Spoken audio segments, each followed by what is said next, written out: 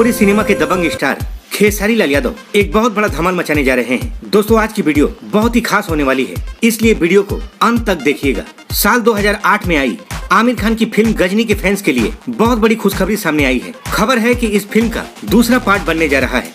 इस बात की जानकारी रिलायंस एंटरटेनमेंट के ऑफिशियल ट्वीट से हुआ है। इस ट्वीट के बाद से ही भोजपुरी फिल्म्स के मेकर्स भी इस फिल्म का भोजपुरी वर्जन बनाने की सोच रहे हैं। आपकी जानकारी के लिए बता दें कि आमिर खान की गजनी एक रिवेंज ड्रामा थी और जब ये फिल्म रिलीज हुई थी, इस फिल्म ने बॉक्स ऑफिस पर जमकर कमाई की।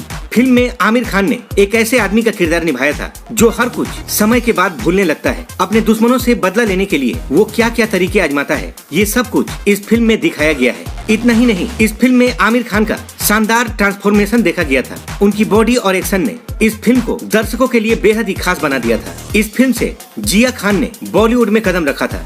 वहीं फिल्म में एक्ट्रेस आसिन भी नजर आई थी। ये फिल्म इतना शानदार बना था कि लोग आज भी इस फिल्म को देखना पसंद करते हैं। और सबसे बड़ी खुशखबरी ये है कि इस फिल्म का दूसरा पार्ट बनने जा रहा है। ऐसे में खबरें हैं कि इस फिल्म का भोजपुरी वर्जन भी बनने वाला है, मगर ये तो वक्त ही बताएगा कि इस फिल्म का भोजपुरी वर्जन बनता भी है या नहीं।